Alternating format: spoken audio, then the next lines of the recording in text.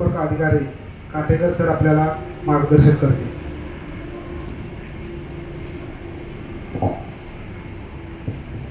आत्ताच तुम्हाला अभिषेक दुबेजींनी अतिशय चांगल्या पद्धतीचं मार्गदर्शन केलेलं आहे. त्यांच्यासाठी एकदा जोरदार टाळ्या वाजवूया आपण.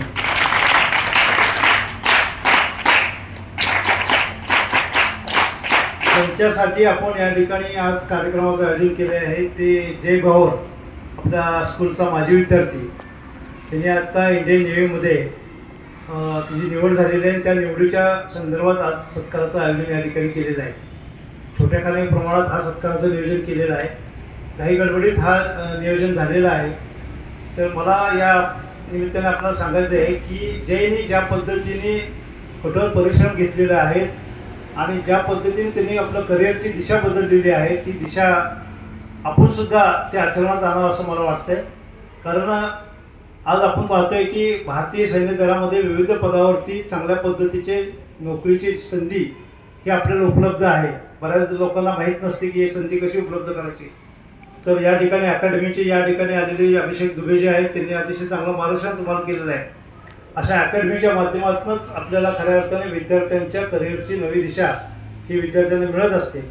जेने या ठिकाणी 2022-23 या शैक्षणिक काळामध्ये या ठिकाणी शिक्षण घेतलं. मला वाटतं की हे शिक्षण घेताना त्यांनी जीवनामध्ये ध्येय निश्चित ठेवलेली होती की भविष्यामध्ये आपल्याला काय करायचं आहे आणि कशा पद्धतीने आपल्याला वाटचाल करायची आहे. मला वाटतं की त्यांनी स्वप्न खऱ्या अर्थाने आज पूर्ण केलं असं म्हणलं तर वावगं ठरणार नाही आहे. आपल्या या स्कूलची एक परंपरा आहे की या स्कूलमध्ये जे सुरुवातीपासूनच एक मुलांच्या मध्ये एक राष्ट्रभक्तीची भावना नेहमीच जागृत केली जाते. इथले शिक्षक असतील, शिक्षकेतर कर्मचारी असतील, अतिशय तळमळतेने विद्यार्थ्यांच्या सर्वांगीण प्रगतीसाठी झटत असतात. मला वाटतं की त्याचंच हे फलित म्हणून जय भवरचे आजच्या रूपात आपल्याला या ठिकाणी आढळून येते. जय भवरने इंडियन नेव्हीमध्ये जे निवड झालेली आहे, ते निवडी होण्याकरता जे कष्ट घेतलेले ते कष्ट खरोखरच कौतुकास्पद आहे. आपल्याला माहिती आहे की ज्या वेळेला भारतीय सैन्य दलामध्ये जर निवड करायची असेल तर अनेक त्या परीक्षा असतात. त्या परीक्षेला उत्तीर्ण व्हावं लागतं. मुळात त्याच्यामध्ये शारीरिक क्षमता, शारीरिक तंदुरुस्ती खूप महत्त्वाची असते. आज आपल्या स्कूलमध्ये सुद्धा आपण बघतोय की मिलिटरीचा सराव या ठिकाणी केला जातो किंवा विविध प्रकारची क्रीडा स्पर्धा या माध्यमातून तुमच्यातल्या कलागुणांना संधी देण्याचा प्रयत्न त्या स्कूलच्या माध्यमातून केला जातो. मला वाटतं की अशा ज्या तुम्हाला मैदानावरचे जे खेळ आहेत ते मैदानावरचे खेळच तुम्हाला खऱ्या अर्थाने तुमची शारीरिक तंदुरुस्ती घडवत असतात आणि ते तुमच्या भविष्याच्या वाटचालीला खूप उपयुक्त ठरत असतात. आज आपण जयचे या ठिकाणी सत्कार करतोय. खरं तर हा सत्कार म्हणजे तुमच्यासाठी प्रेरणा स्थान आहे. प्रोत्साहन देण्याच्या दृष्टिकोनातून हा जयच्या रूपामध्ये आज तुमच्यासमोर उभा आहे. जयने या ठिकाणी 10वीपर्यंत अतिशय चांगल्या पद्धतीचं शिक्षण घेतलं. मला वाटते KG पासून या ठिकाणी त्याचा प्रवेश होता आणि KG पासून अतिशय 10 पर्यंत त्यांनी अतिशय चांगल्या पद्धतीने या ठिकाणी शिक्षण घेतलेलं आहे. ग्रामीण भागातला, दुर्गम भागातला हा विद्यार्थी आज खऱ्या अर्थाने भारतीय सैन्य दलामध्ये सेवेत निवड झालेली आहे आणि खऱ्या अर्थाने त्या ठिकाणी सुद्धा तो एक चांगल्या पद्धतीने आपल्या कार्याचा ठसा उमटून आपल्या स्कूलचं नावलौकिक असेल, आपल्या गावाचं नावलौकिक असेल, आपल्या जिल्ह्याचं नावलौकिक असेल किंवा राज्याचं नावलौकिक असेल, नेहमीच उंचवत जाईल याची मला खात्री आहे. या ठिकाणी उपस्थित असलेले सर्व अकॅडमीचे जे मान्यवर आहेत त्यांचं मी या संस्थेच्या वतीने मनपूर्वक स्वागत करतो.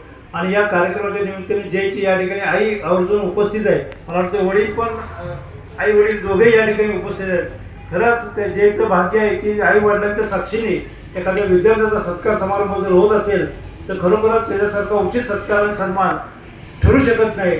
एक अनमोल आणि लाख मोलाचा असा एक प्रकारचा सत्कार आई वडिलांच्या रूपात सादर होते.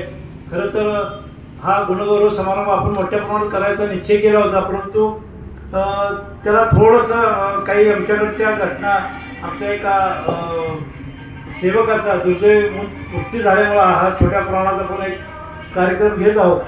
मला वाटते की अशा पद्धतीने यापूर्वी एक अजिंक्य पिसाळ यांचा सुद्धा आपण या ठिकाणी एक सत्कार केला होता, जो लेफ्टनंटमध्ये भारतीय हवाई दलामध्ये लेफ्टनंट या पदावरती रुजू झालेला आहे. आपल्या स्कूलची एक परंपरा आहे की आपल्याकडचे अनेक विद्यार्थी एक चांगल्या क्षेत्रामध्ये नावलौकिक कमवत आहेत, वेगवेगळ्या क्षेत्रामध्ये नावलौकिक कमवत आहेत.